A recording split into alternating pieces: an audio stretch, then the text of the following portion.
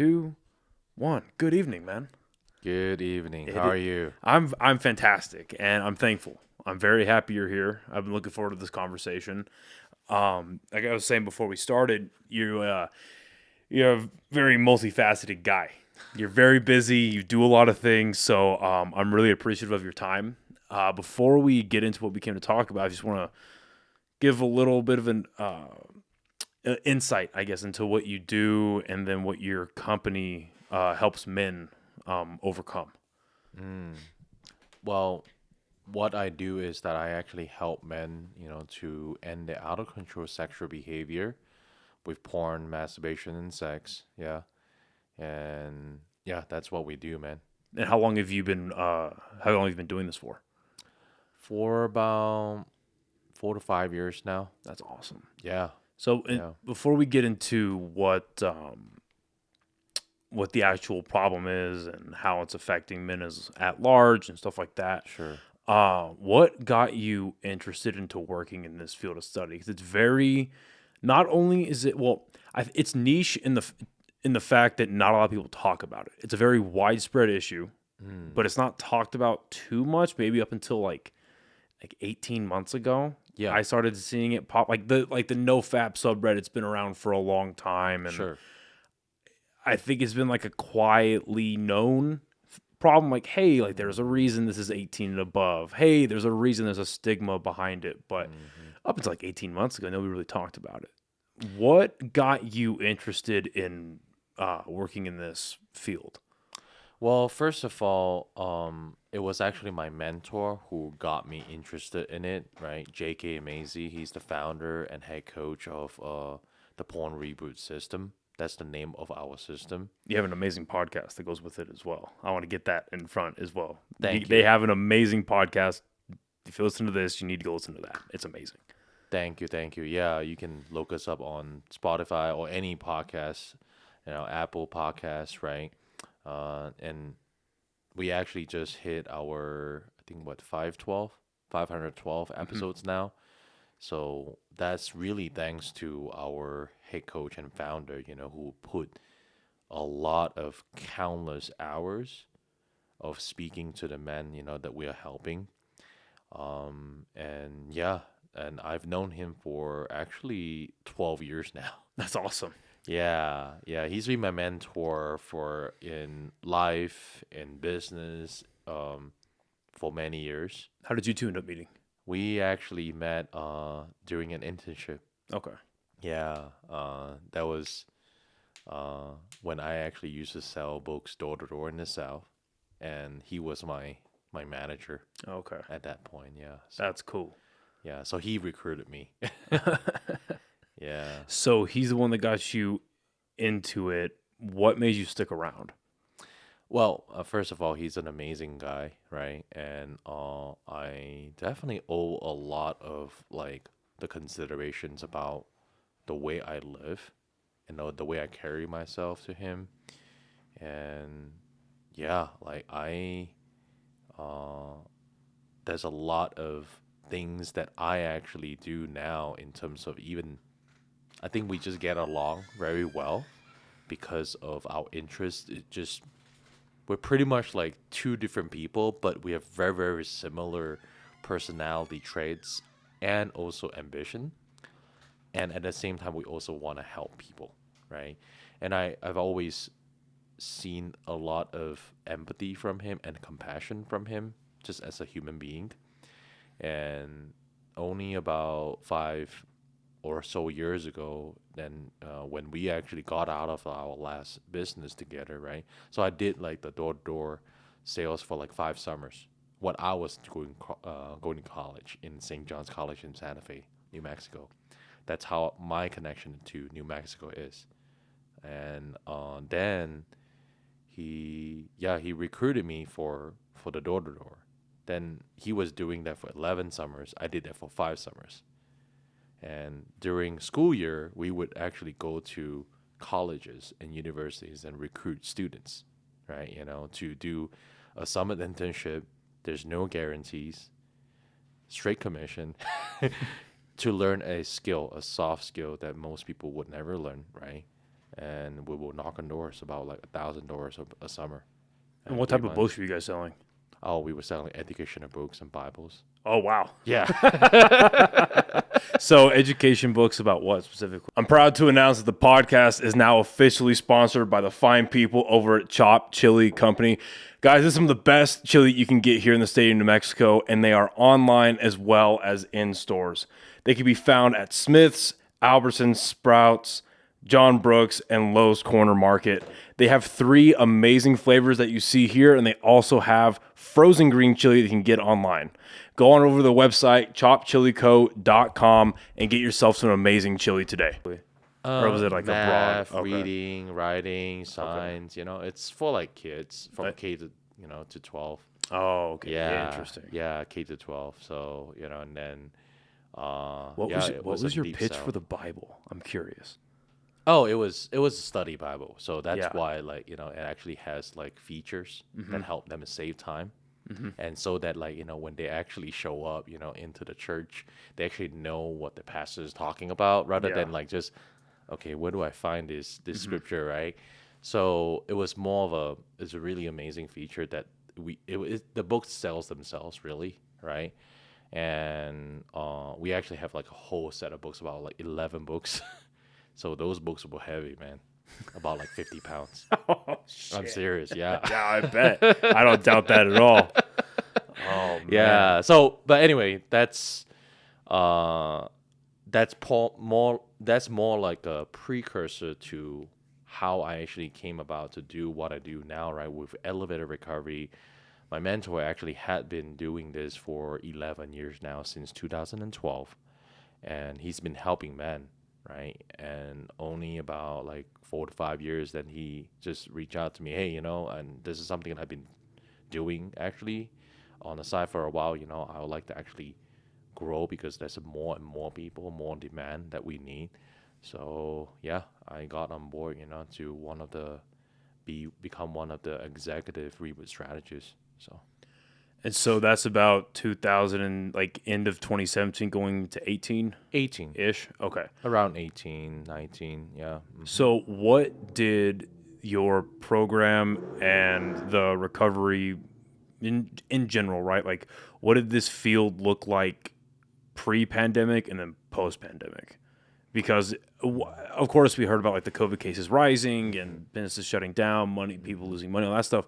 But a huge side effect of the pandemic and the lockdowns were the mental health aspects, right? Suicide skyrocketed,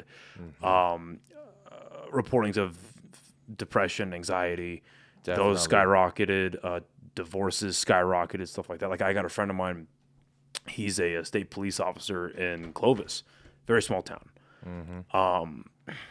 They had, like pre-COVID, they would have maybe like a suicide every couple weeks, maybe 2 or 3 if it was like a rare, like maybe like mainly during like the holidays, the harder times of the year for people that are a little on the lonely side.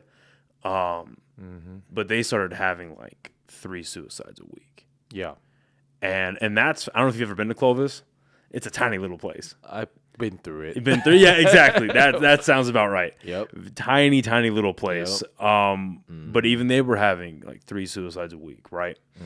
So how did you, maybe change isn't the right word, did pre-COVID to post-COVID, what did your field like intensify in the issues that were happening? Did they scale along with the pandemic? Definitely. If you were to look at a chart of the page view and the traffic of pornhub.com, right? It actually went like, I think like at least 3 times to 6 times over the matter of weeks as the lockdown, like started in around like March 2020. And yeah, they actually have like the stats off their sites, and you actually can see the graph, right? Without getting into the the actual site itself, right? Without seeing any pictures or whatnot that could be triggering. But yeah, like there's definitely causing a lot of people to, go towards porn. It's just so easy, right? because before COVID, everyone is going to work, the regular, those who are already watching porn, they would, but it just become more like intense Right. just because they just like, oh, suddenly I have so much time in my hands, right? Either those who were working, they didn't lose their job, but they would like work from home. Like working from home become like a normal thing Right. because of COVID, right? Right. And or for those who lost their job and then they just stayed, unemployed because it was comfortable and complacent, right? And they would like get the government check, and it's so easy for them to actually deal with the anxiety or just the sense of like insecurity with porn. Right. Yeah, How much of a motivation killer is pornography and masturbation it's a lot. from the cases you're seeing? It's a lot. And what are the common denominators that you're seeing in a lot of these cases with men that are saying like, yeah, it's killing my motivation, it's taking away like my natural instinct and my drive as a man. Like, what are you seeing in that? Well, I think there's a few things, right? One side of it is just biological, right? And you actually have this thing that it's accessible anywhere on your phone, and you know, doesn't matter where or when, doesn't matter what time it is. It could be late at night after you get home from work, or it could be super early in the morning when you have morning wood, or in the middle of the day, right? Or even some of I've also worked with men who are in work shifts, right? And or even servicemen. We actually have quite a few servicemen that reach out to us as well, right? Firefighters, policemen, military, right? Doctors, anyone actually, really, nurses, lawyers, and including doctors who are actually in the uh, sexual addiction recovery field. That's what they specialize in. And they're They struggling with it. Yeah, they're struggling with it, and they Yeah. become our clients, right? And even them, they couldn't because they're too close to the problem. It's not on them, right? But anyway, just going back to what I was saying about like the biochemistry part of it, right? It's very biochemical because every time that, first of all, I think I mentioned this, many times, to a lot of people. First of all, a lot of people don't even realize, just you and me, right? We've seen what more uh, naked bodies of women, varieties of them, different colors, right? And different sizes, more than our ancestors combined, more than each and one of them, Right. despite of how successful they are. And going back to like the very basic tribal or even like caveman mentality, only the silverback gorilla, right? That the alpha of the whole entire tribe of men have that kind of sexual access to so many different women. But now the lowest of the rung of the whole entire male species of what 3 billion, you know, humans, right, in the earth, right? They have access to any kind of variety of sexuality, unlimited variety of sexuality. Although it's all fake, it's all artificial, but that's your mind doesn't know that it's fake because it's so realistic, and it's so realistic to the point that it's training your brain to get very excited to want to procreate because that's one of the most deepest desire that you have as a human being is to what? First is to breathe, is to survive. And second is to procreate, right? Because that's our in our DNA. We can't change that, right? Um and back then the alphas have to work hard, have to go out, hunt, farm, do all of the work to earn the trust, and also the respect of all the other male and all of the females, right? To the point that, okay, you know what, they have that the genuine desire of a lot of women, right? And well, guess what happens to the other, not so alpha relatively. It's all relative, right? Alpha or beta, right? Depends on which social setting you're in. Guess what happens to the other men? They want to fight they want to chase excellence for that, right? But if you put all of this sexual availability to your screen without doing any fucking work, what does that do to your brain? It trains complacency.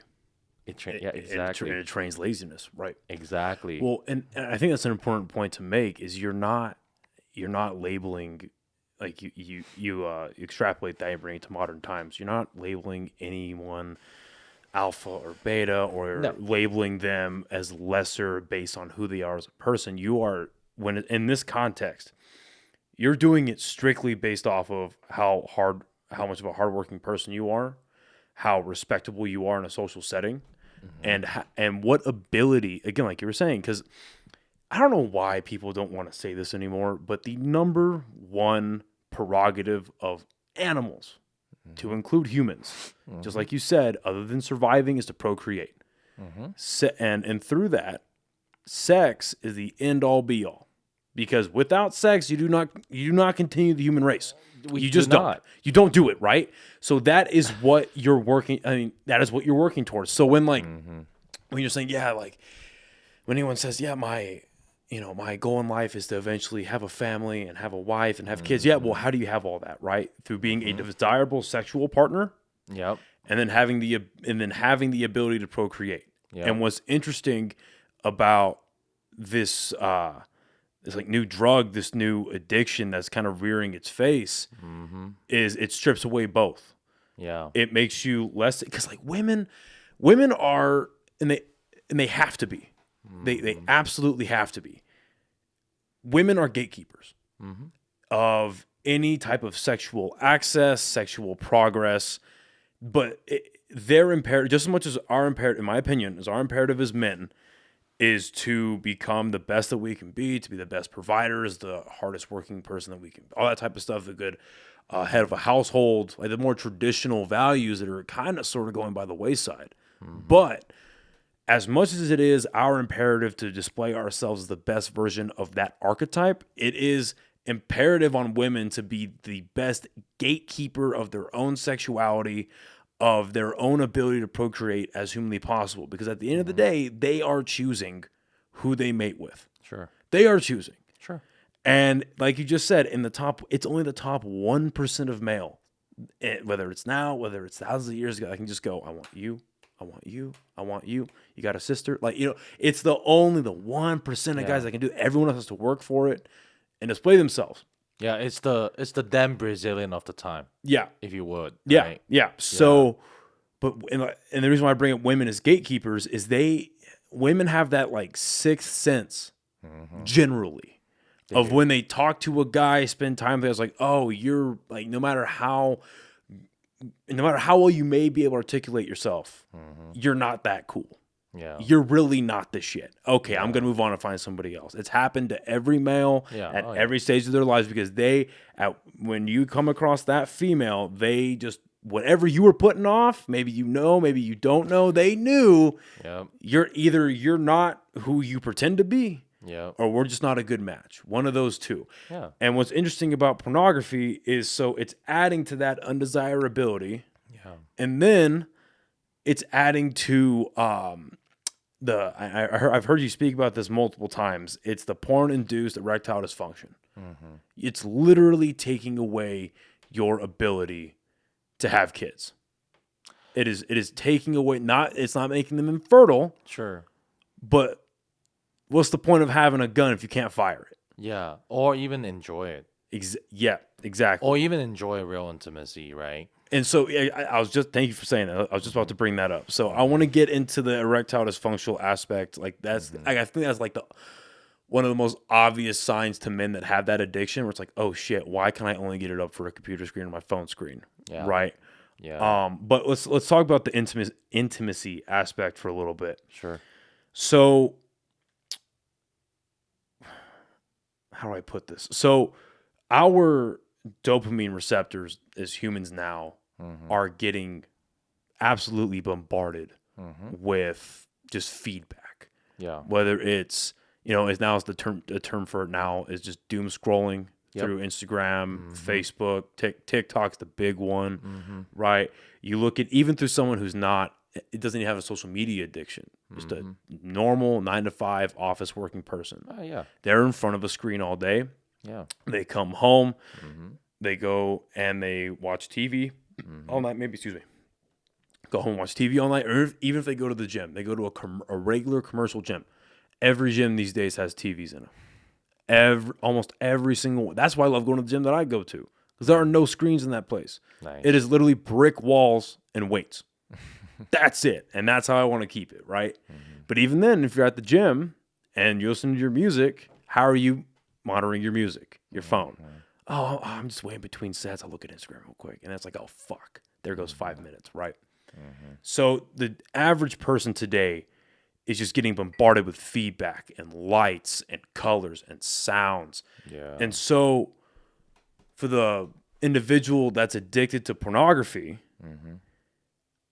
they spend, like you're just saying, any hours of the day indulging. Yeah. Then it comes time for them to be with a woman.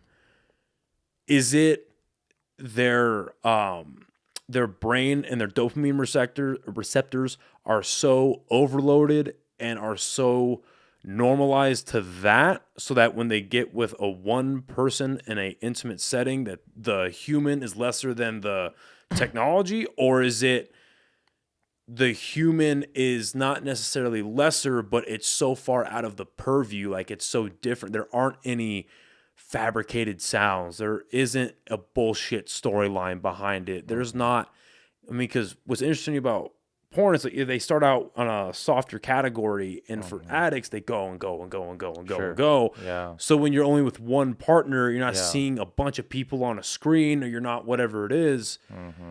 Is it not even that the human is lower, but they're just different in such a specific way that the brain doesn't know how to react to it? Like what's going on there generally when they end up getting that intimate setting with a person? Well, it depends on how deep you want me to go into this. As deep as you'd like. As deep, no pun intended, as deep as you'd like.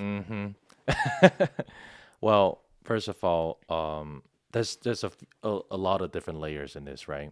One, when anyone who is watching porn, right, more than in general, like the way that we actually qualify as someone who is addicted is really simple. It's someone who watches it. You want to stop it, but you can't. You may want to stop it in a very small percentage of you want to stop it, but if you keep trying to stop it, you can. That might be a problem. And for men like that, most of the time, even on your phone or on your screen, when you actually watch porn, you don't just watch one. Yeah, you might start with one, and then okay, that's satisfied enough. But after a while, one is not enough. You could open another tab, another tab, another tab, another tab. Like on like your Google Chrome, right? You have multiple tabs open, right? It's just the same as like porn.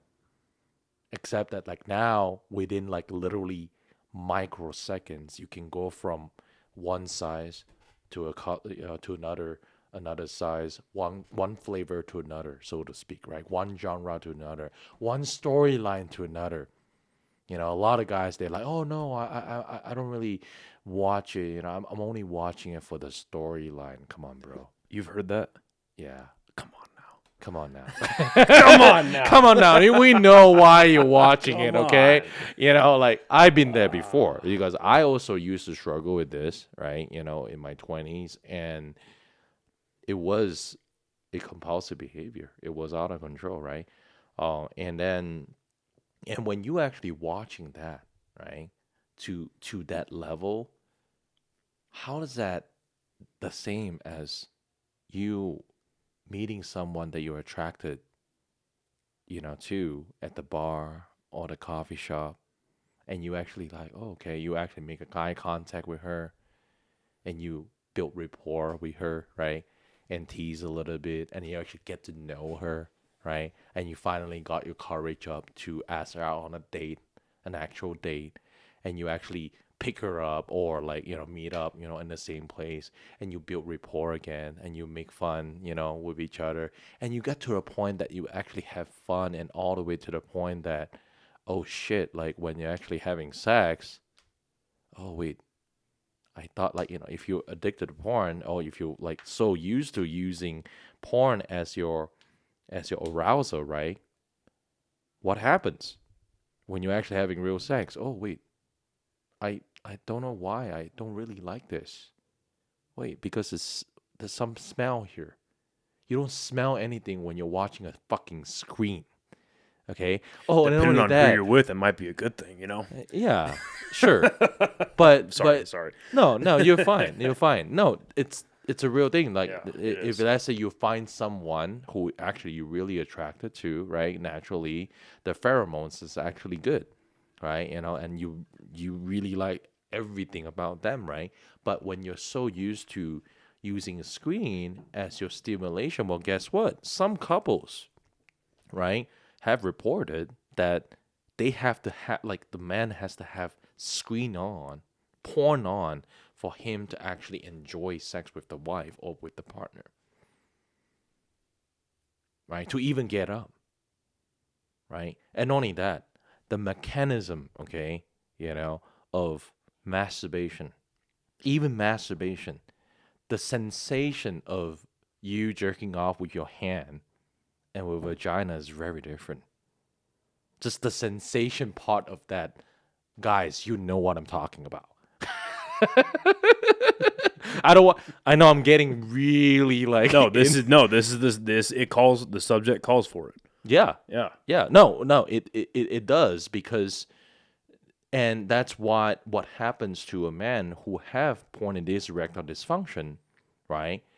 They are, or even compulsive masturbation. They also couldn't get up when they actually dealing with a real vagina, because they don't like, it's that they're not used to it, right? So there's literally the just the very basic sensation part of it. There's lacking emotional trust and intimacy. There's lacking there, so that's the next layer, right? And then the pretty much like the visual, the auditory. Wait, I'm so used to the sound, in this porn. Why doesn't she sound like this? You see, that's the auditory part of it, right? The audible, the visual. Wait, there's stretch mark. Oh, there's this. Wait. There's that little, part of the imperfection. Of course, like with OnlyFans, and also with amount of like AI and all these, video editing apps that we have now, right? All porn, it's just so perfect. Do you find that a lot of the people that you see, at least at first, they find it challenging to separate what they're seeing on screen to their expectation of reality? At first, they know it's porn, but over time, if they don't have anything real in real life, that's their relationship. Right. Like, are they expecting the women in real life to look like, because they're not to say they're not real women, but they're actresses, right? Yeah. So are they expecting real women in real life to look like actresses? Yes, like unconsciously, subconsciously. Right. I think it's a subconscious expectation that get them to the point that, okay, you know what, like it has to be this, right? Or they have to act. And not only that, I've also got a lot of, if you were to ask any woman who actually have sex with men who use porn a lot more than they should, they're very performative, rather than like they actually enjoy the actual intimacy and taking the time. It's very performative. They're like, this position, that position, like, like I don't even like I don't know what happened. Like I don't really enjoy it. That's what the woman would really feel. Of course, they're not gonna tell you that. Well, some might. I don't know, man. Some might. Some might, but no, you're right. A lot of it's kind of that's a tough conversation to have, especially if you're just getting intimate with somebody, whether you met them a month ago, whether you're doing it for the first time after marriage, right? Yeah.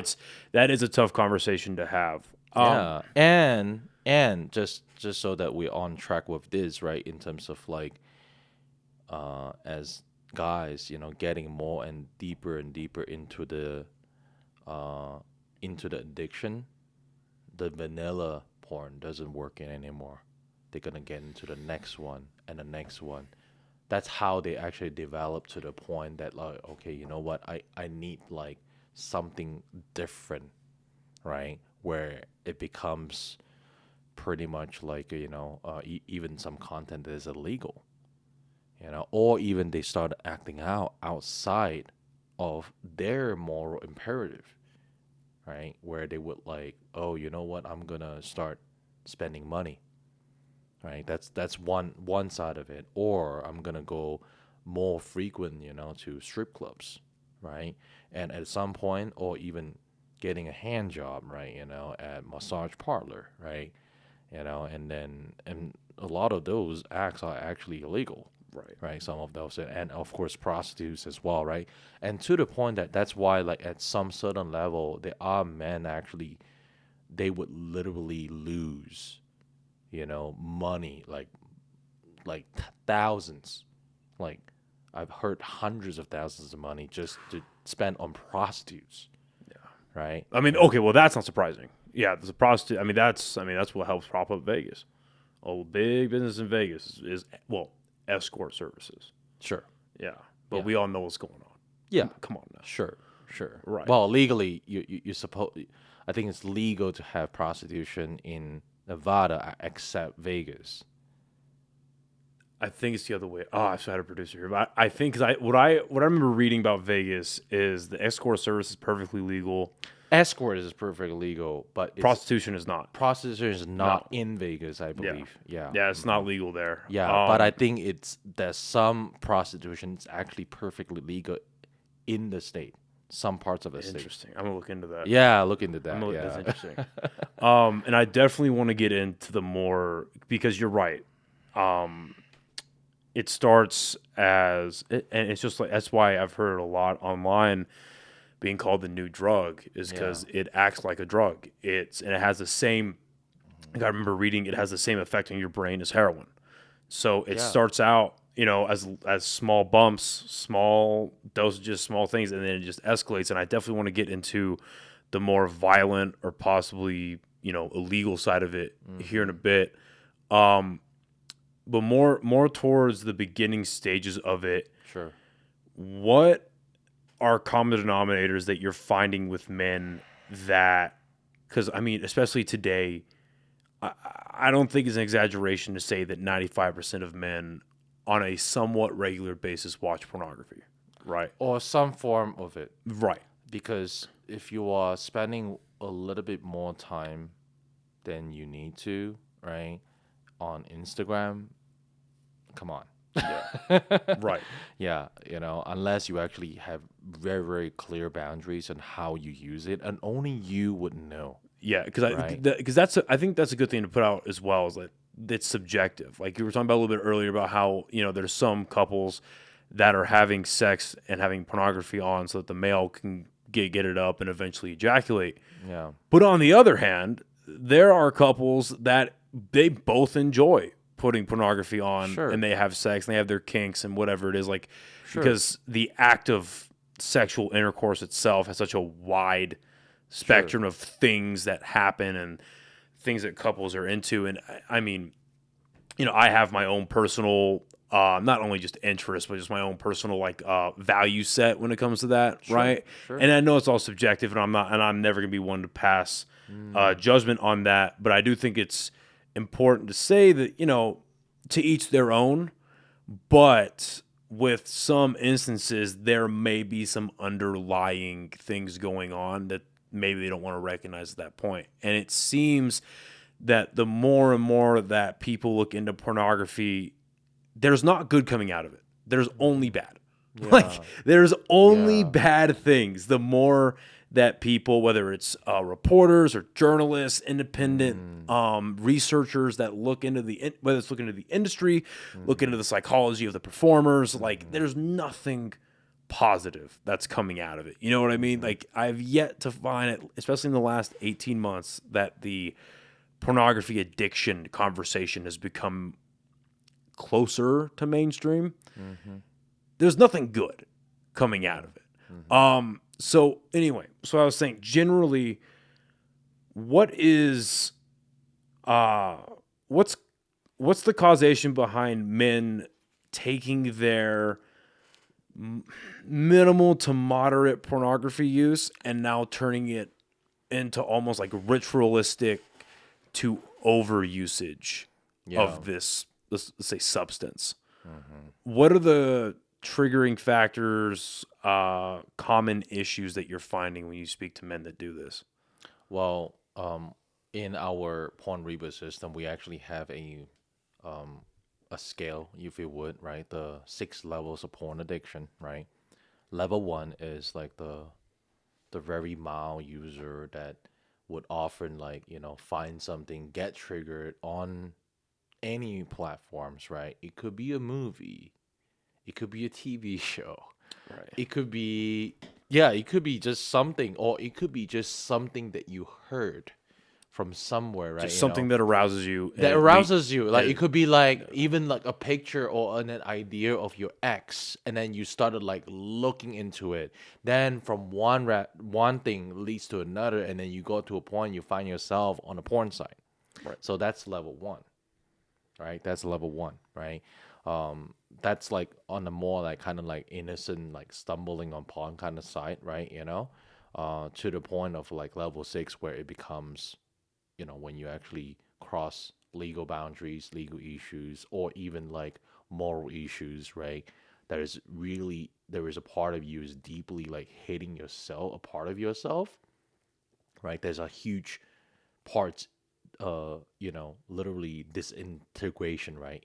Within yourself, like you're not aligned at all, because there are men who actually also will watch it to the point that they couldn't even feel anything unless they watch something that, like earlier I mentioned, it crosses the moral imperative, or even changing their sexual orientation, right? Like watching gay porn, transactional porn. Have you found that where, if you're talking about men specifically here, where men will get so deep into this addiction where they are no longer attracted to women?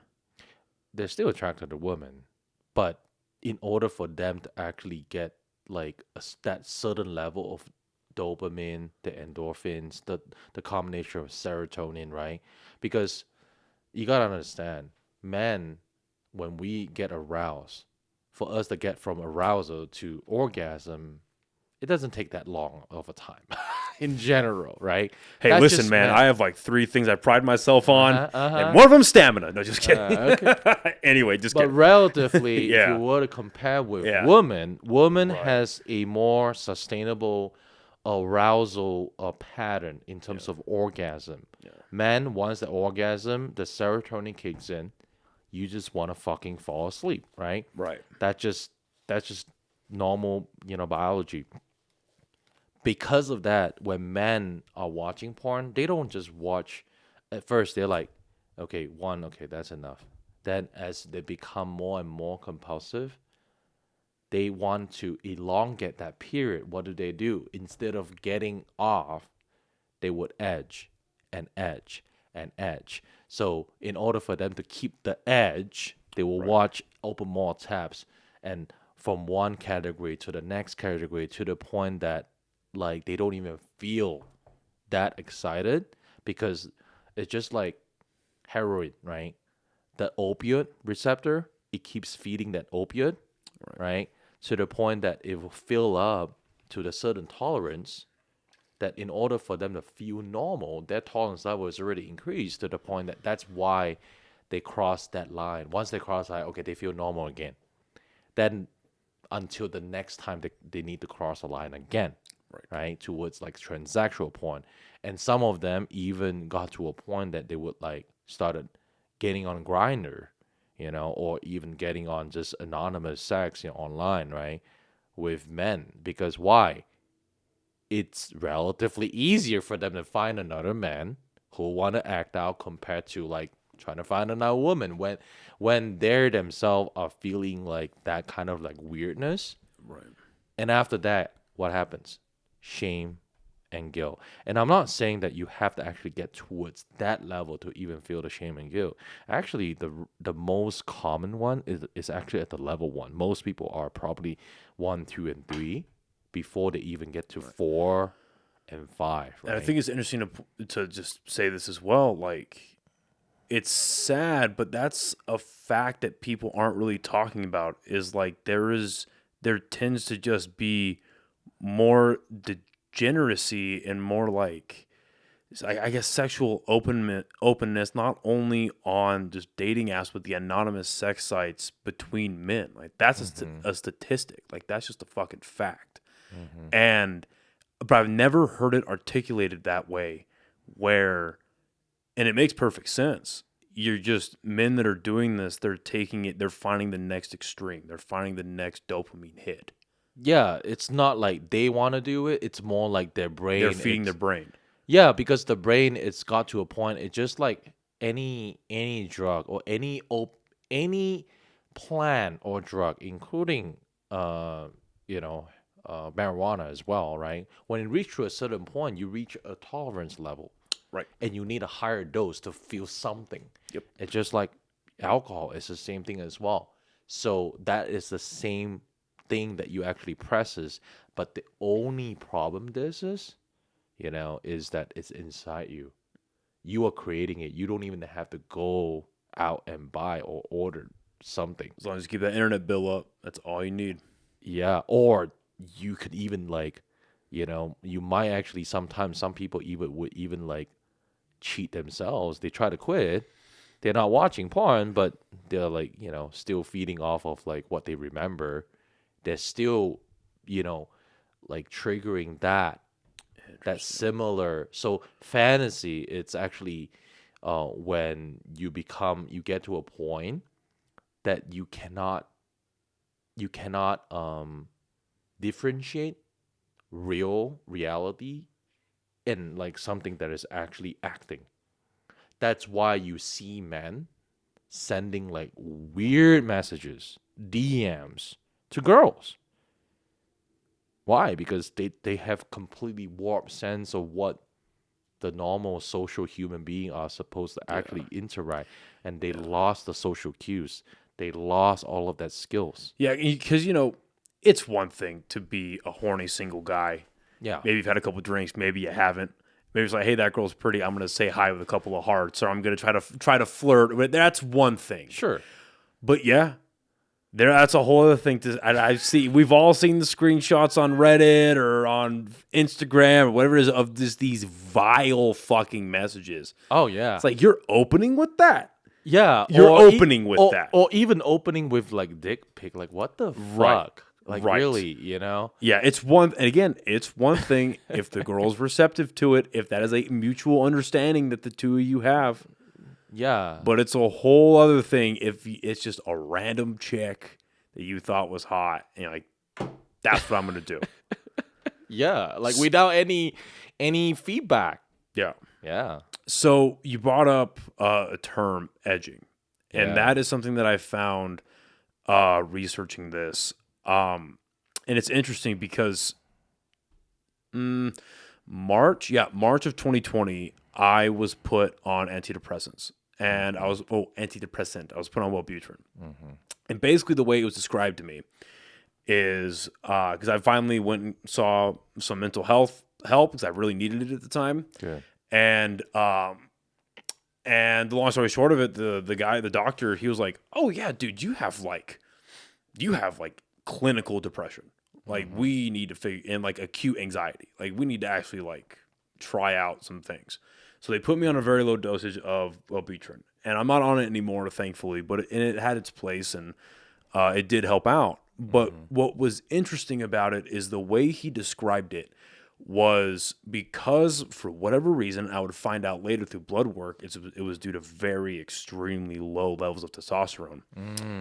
My brain was not producing serotonin and dopamine properly. Yeah. It just was from the pituitary gland. Yeah. It just wasn't fucking happening. Yeah. So the little bit that it was producing, what this drug was going to help is the guy's like, imagine if your pituitary gland is a faucet in a bathtub and the water is your hormones you should be having, but it's just going right down the drain. What this drug is going to do is it's going to put a stopper on the drain and your brain's just going to soak in it. And hopefully we're going to get to a point where it can train your brain to know what that looks like and stuff like that. And it helped a little bit, but again, found out that it's a way more biological issue than it was just a pituitary gland issue.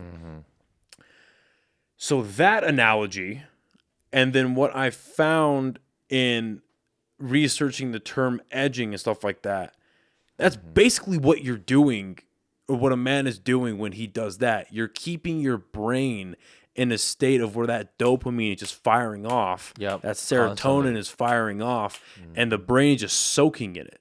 Yeah. So then, instead of a good thing, a good reaction, a good feedback response happening in the brain when orgasm happens, it's, oh, fuck, where did it all go? Yeah. Oh, fuck, why do I feel like shit? Yeah. What's going on? And which is the exact opposite of what should be happening. Yeah. You should be getting a feeling of accomplishment when you ejaculate, because you've accomplished the mission. You've made it with your partner. Yeah. Good job, dude. Go get a thing of Cheez-Its and go to bed. You won. Yeah. There's your day. But now it's, what did I do for the last hour? Yeah. I'm sitting in front of a screen again. that. Oh, fuck. Oh, shit. And that negative feedback loop, which feeds worse into an actual intimate situation and so on and so forth. Yeah, because when you, like you said, I'm glad that you brought that up. It's really interesting. We mentioned that analogy. It's a really good, interesting analogy. Actually, I haven't heard of that, because you're using your experience with the pituitary gland, right? And your medical condition, to look at this when a dude, it's actually with a desirable partner, okay? Where you feel like, wow, I actually, got genuine desire from her, and we really like each other, and we have real intimacy, and then once you're done, you actually feel a sense of accomplishment, right? Like you said earlier. But when you are actually doing it alone, in like wherever you are, right? It could be in your car, it could be in like during even like in the middle of work, in the work bathroom, or even just at your house or in your living room or in your bedroom, right? After you've been edging for like an hour or so, or even just 5-10 minutes, right after that, after you ejaculate it, you release it.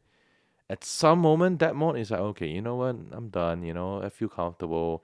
You start justifying it. That's the first stage. You start justifying it. Oh, yeah, it's fine. This is the last time I'll do it. Da, da, da. Then after that, that guilt and the shame comes in. That's when you know it could be a problem. That's a very simple feeling exercise.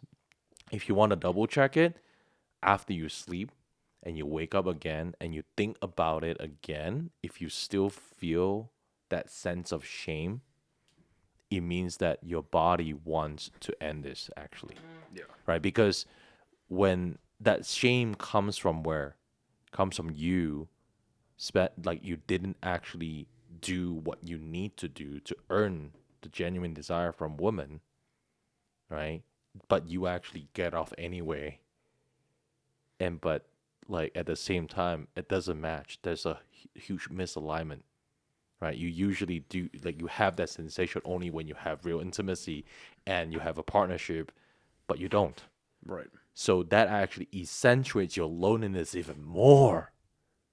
That's why it's so dangerous. Yeah. Right? And it's so hard to talk about it. Why? Because that is so fucking embarrassing for most men. Yeah. Right. And I used to feel that way too, honestly, when I was watching it more often, right?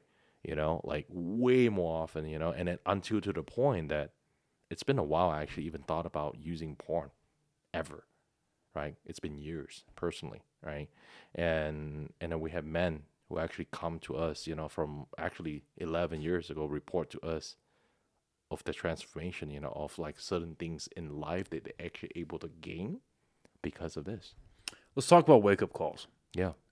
What are some of the common, oh shit, I need help events that drive men, possibly drive couples into your office? I would say the most common one recently, the last few weeks, has been I'm getting more and more calls, or applications, right? From men who have what you call that, like the partner found out, Being the partner exposed. found out, being exposed. Getting found out. Yeah, that was a word I was looking for. It's they are getting the it's been a long day, so No, you're good. You're what good. what is the word when like your partner's like, hey, I'm done with this, like this is the last straw. Oh, they're getting a oh my god, they're getting there's it, a term. yeah, they're getting a it's like either you do this or I'm done. Yeah. They're getting that thing. People that are listening know what the fuck I'm saying, and I'm gonna figure it out. know. Huh? Yes, Ultimatum. thank you. Thank you, David. Thank you, David. Yeah. Yeah, they're getting the ultimatum from the partners, or like they're getting found out by work. They're actually like getting a warning, right? Because like How they common were is that? Just exposed. real quick, how common is that? It's Pornography. less common for at work, but it does happen. Well, no, as in like, sorry, let me rephrase that. How common is it for users to use at work? It's probably more common than I even realized, to be Really? honest, we even know. Just because, I mean, at work nowadays, most people, even though like we're after COVID and pandemic, right? People have certain level of mixture of like working from home and also working at site, right? So yeah, it's so easy to find like a bathroom, or even just like when, let's say, people like, if your work is like you actually drive around, drivers, like truck drivers, right? Where do you go? Like it's like you just find like a truck stop, right? I heard you talking about that when you went on Robert's podcast. Yeah. Talking about the truck drivers using it. Yeah, like some of them, they would use it to the point like that they would like use it while driving. Yeah.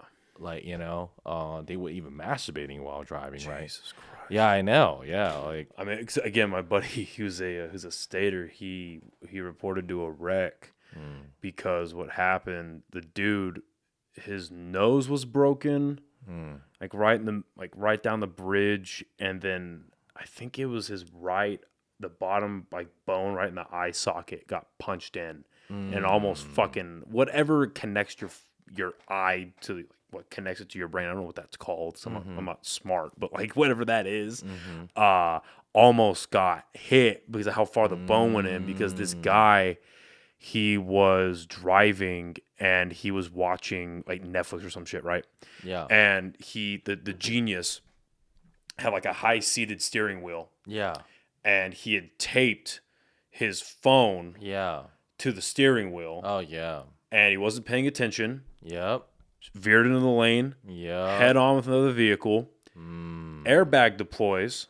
He's got a big Android with an OtterBox case on it, and the fucking corner goes boom, boom, right. Oh yeah, shit! Almost lost his vision. Oh my god. Yeah, crazy shit. So yeah, I know. So that's one thing.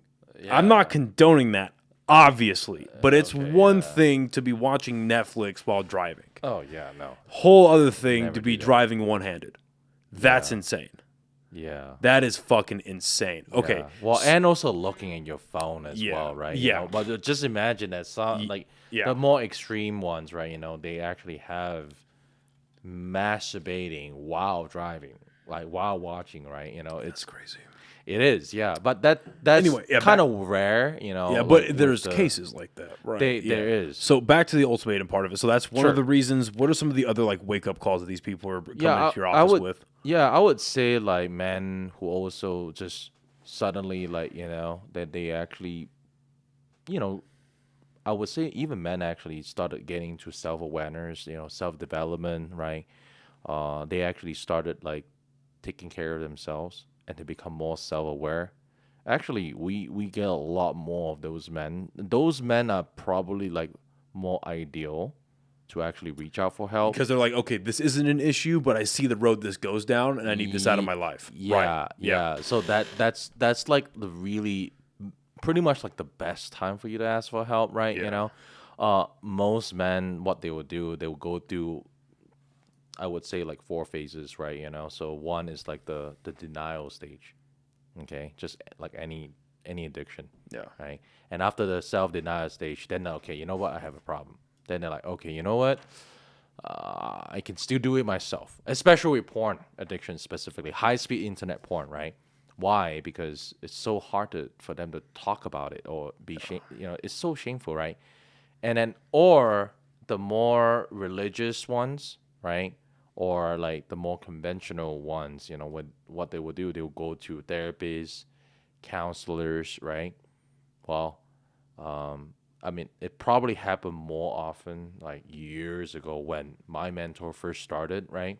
And he actually has shared before that a lot of these therapists and counselors will laugh you out of the office. Like, no, porn addiction is not real. They will do that, right?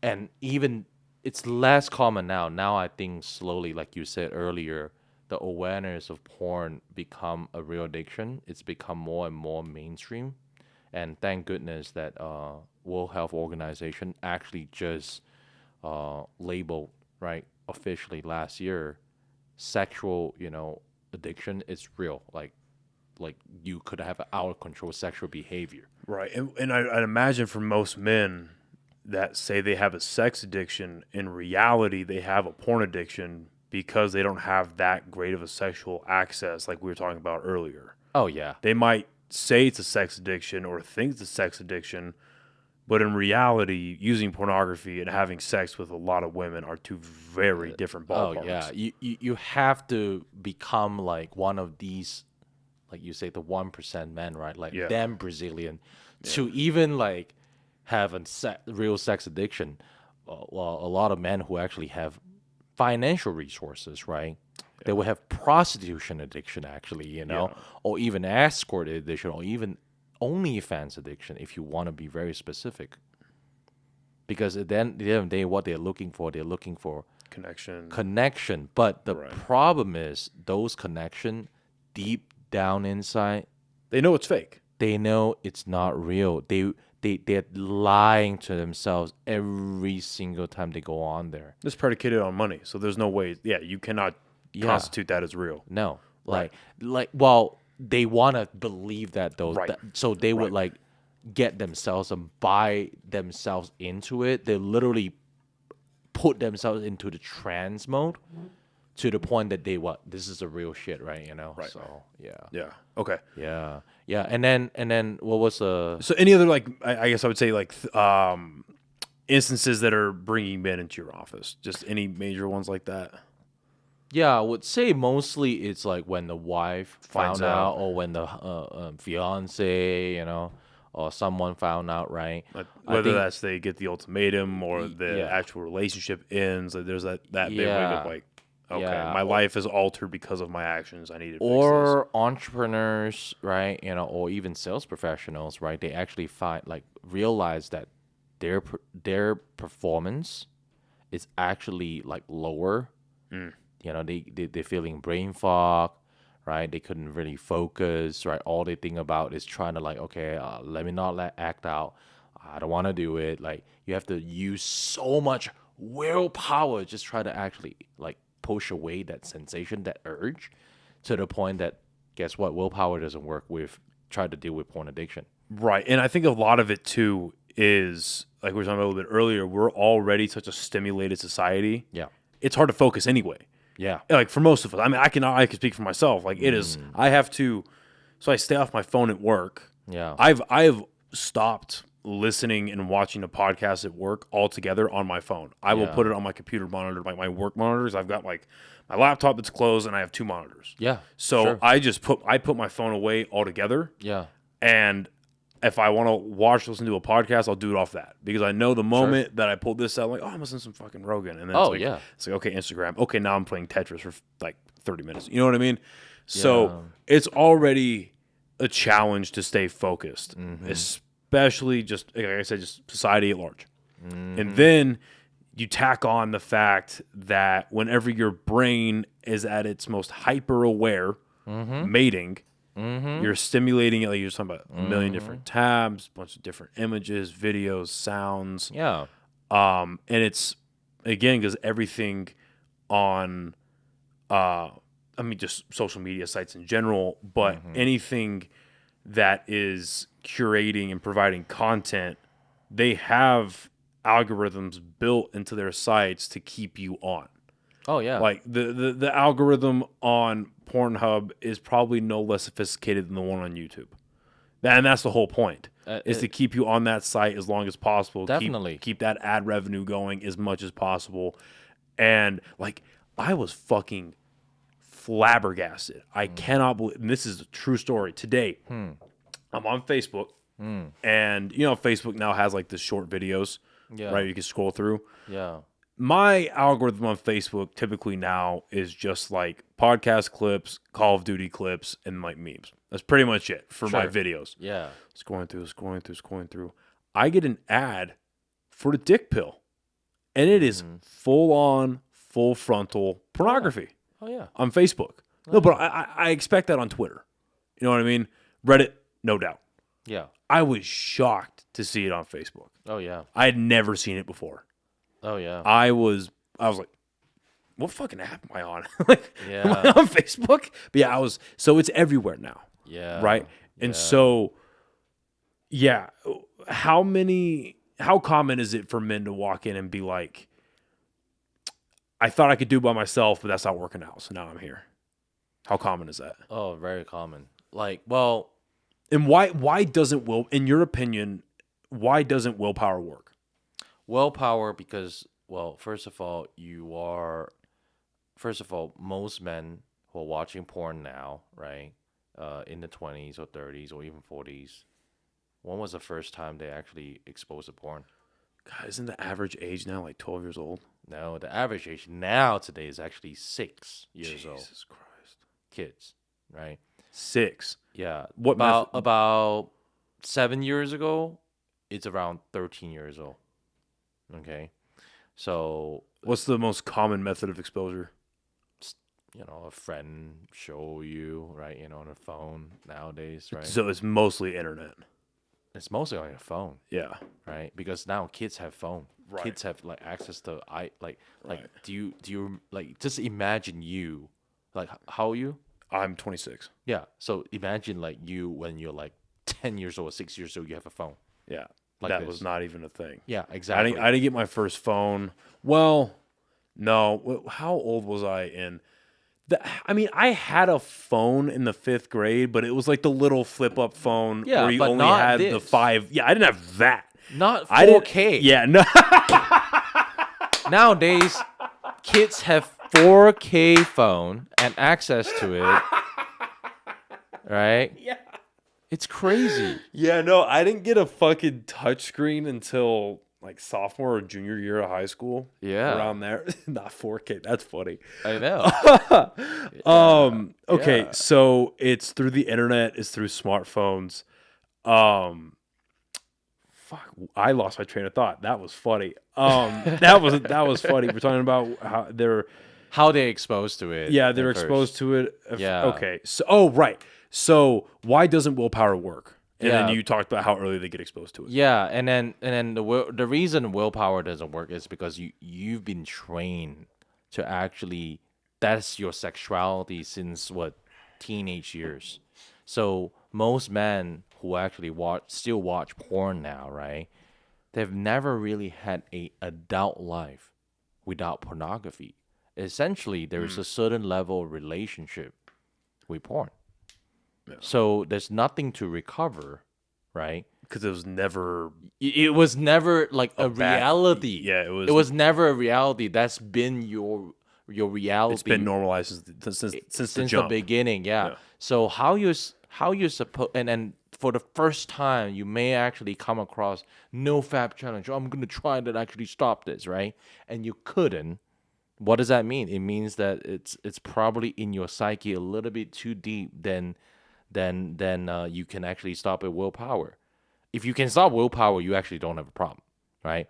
But let me give a caveat here. If you stop with willpower for 30 days, 60 days, 90 days, 300 plus days, right?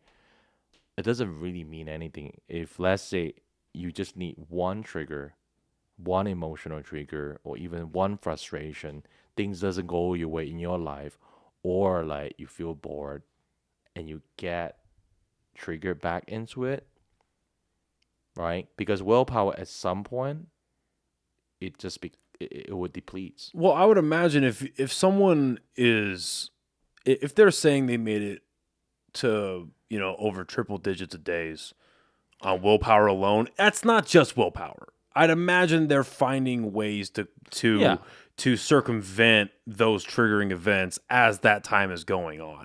But at the same time, they might actually be able to do it then if they actually have a real addiction within themselves. They would know, right?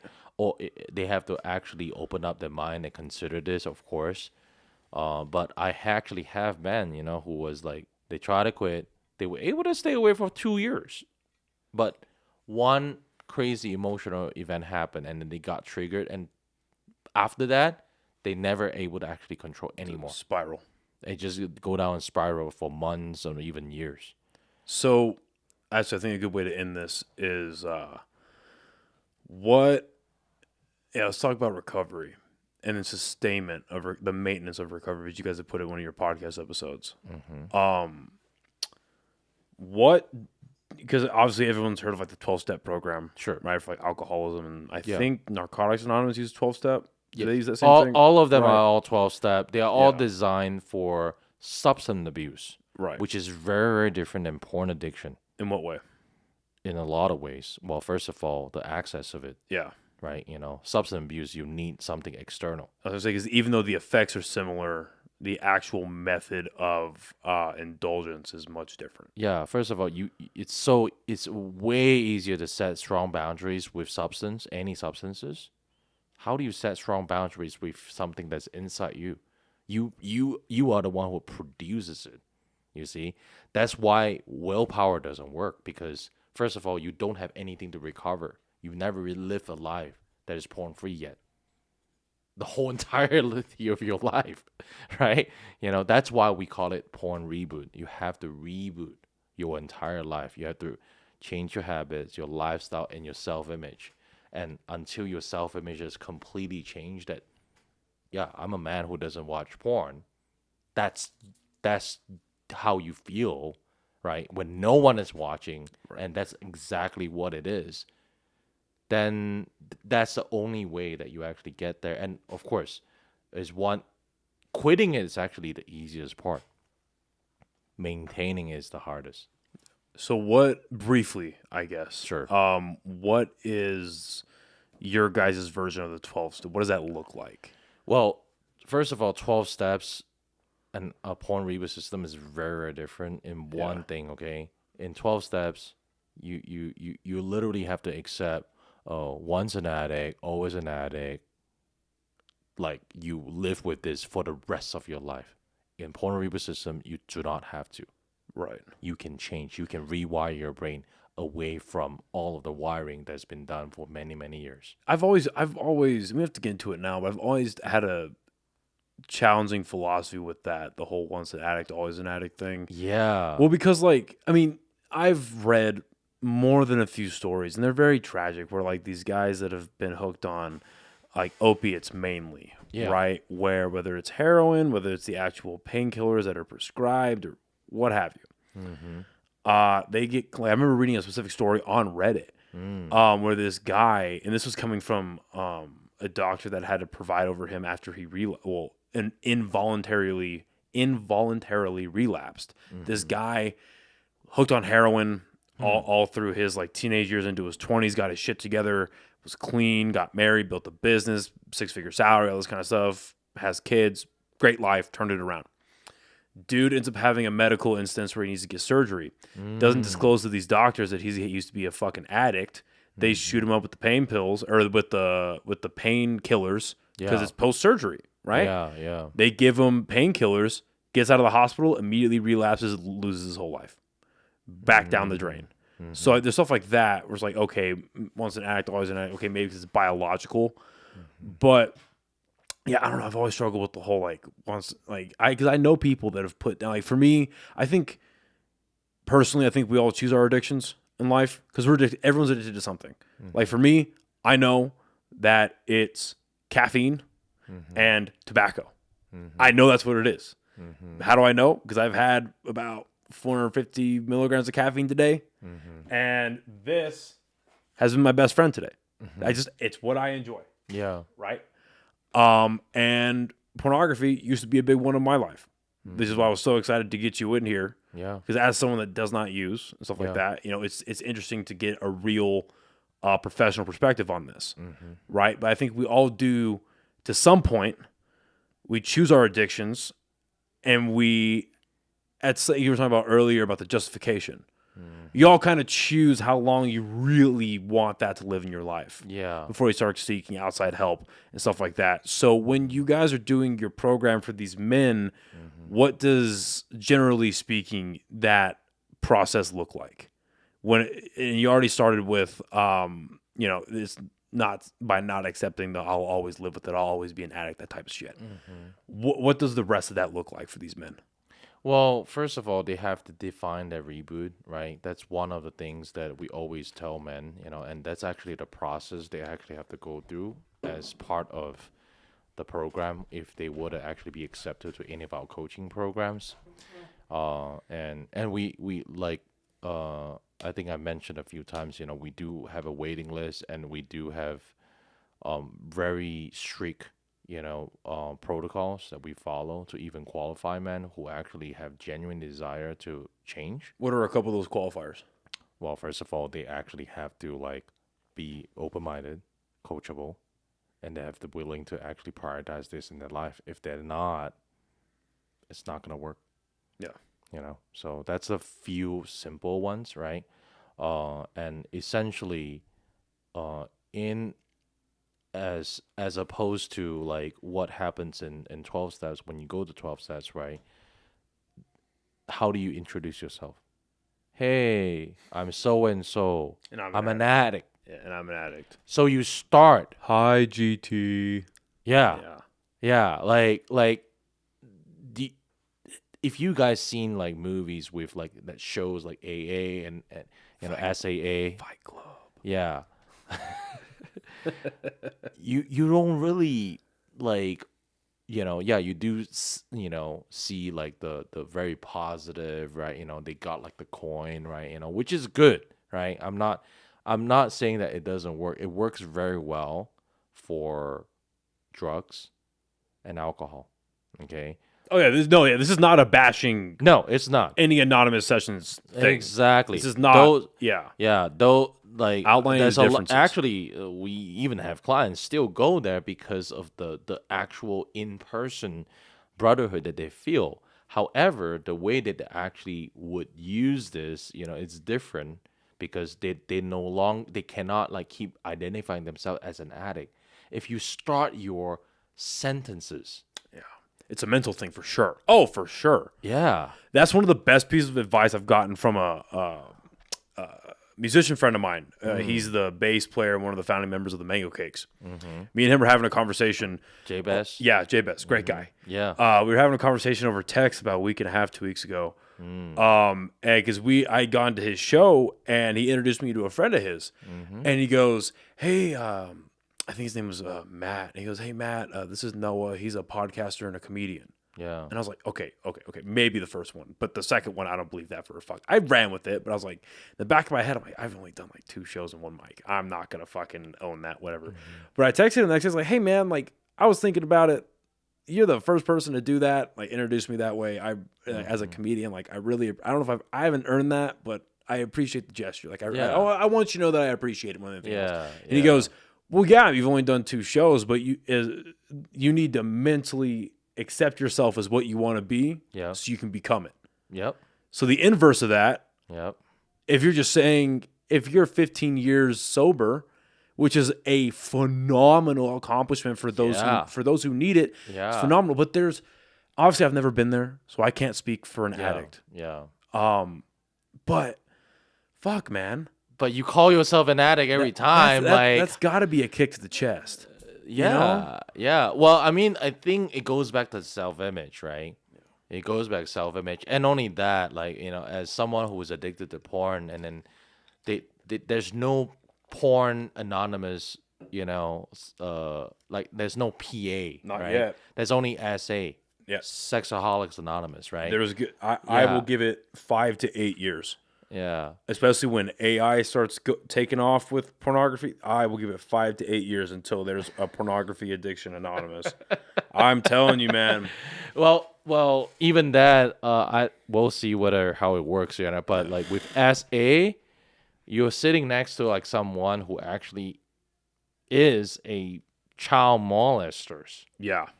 And then like you're like, oh, I only addicted to porn. When you share it, it's just like, okay, I guess. That's my problem. That's a not good as distinction. You know, not as bad, I guess. Then it's so easy for you to go back to it and justify it and keep doing it. Yeah, and I'd love to get to the more violent and illegal parts the next time we sit down together and do this. But just to wrap up what we were talking about, so you're talking about how you guys have a pre-qualifying thing. You guys. Obviously, it's got to be bittersweet to have a wait list of men. So on the one hand, it's like, hey, what we're doing is working, and there's a need for it. But then, like, again, the bitter part's like, fuck, there's still a need for it. Yeah. So you guys have a wait list. You have pre-qualifying things. Someone goes through it. They get accepted into your program. You're working with them. What is, let's just say the beginning stages of the reboot process? What is that looking like? So you said define a reboot. Yeah. Generally speaking, how do you define that? I know it's very, you know, it's gonna be different per individual. Yeah, it's very different. So everyone has their own like different areas of their life that they're lacking, right? So we call them reboot capitals. So it could be social reboot capitals. It could be financial reboot capitals. It could be, you know, your physical reboot capitals, your health, your biochemistry, your hormone balance, right? And could also be your relationship, your intimacy, and it could be your dating life that you need to improve, right? Or it could be like, you know, your testosterone level may be too low, right? We need to look at that as well. So that's what it was for me. Yeah. So there's a lot of facets. That's interesting because that's a good way to frame it. Yes, there's a problem with the porn. Yeah. But what hole are you trying to fill? What are you trying to avoid? What's the real issue? Yeah. That you're using this to cope with? Yep. That's a great way to frame it. Yeah. How can men find you guys, whether it's your website, your social media? We talked about the podcast is called Porn Reboot Podcast, and it's on. I listen to it on Apple or on Spotify, but I know that's also on Apple. It's everywhere. It's everywhere you can find it. Yep. Awesome. And then if they want to apply for you guys' program, where can they? What's your website? Is there a social media attached to that? Yeah, all of our socials have like the website. You can go to our website directly. You know, elevaterecovery.org. There's actually a lot of free resources you can use as well. We have a free ebook, right? 7 Secrets of Porn Free Man. We also have a quiz, right? We also have a webinar, right, that you can go through. Or even just listening to our podcast, man. If let's say you're afraid to reach out, right? I understand you want to stay anonymous. That's fine. Just listen to our podcast one a day. The podcast is great. I know that a lot of people here listen to my podcast and it's like, fuck, I listen to 2 to 3 hours of stuff. No. Their episodes typically range from 12 to 20 minutes. Yep. They're quick, they're fast, they're informative. And what I really like about it, so I forget the title of it, but one that I was listening to today, it said 15 minutes. But maybe 10 of that, 9 minutes of that was the actual subject. And then the back end of it were small testimonials that applied to the subject. Yeah. So it's especially with the very short time frame you guys give yourselves to do the podcast episodes, they're packed. Yeah. They're very packed. They're informative. They're to the point. There's no fat on it. Thank you. There's no bullshit attached to it. It's not like used car salesman. You know what I mean? It's like, here's what we're getting to. Here's what I'm trying to explain to you, and here's where it worked. Yeah. It's a great podcast, man. Yeah, no, I love it. Thank you. I appreciate that. We have a really, really good editor that does it. We have an amazing content team that, works day and night, to produce this. It's awesome. Yeah. So, well, thank you. No, thank you, man. I'm glad we got to sit down and do this. I would love to do it again. This has been absolute pleasure. Without a doubt, the most informationally just dense episode that I've done in a long time. Breakneck speed. I love it. Thank you so much, man. Well, thank you for having me. I appreciate it. It's been an absolute pleasure. Pleasure's all mine. Thank you, everyone, for listening and watching, and we will see you next time. Bye, everybody. Thank you.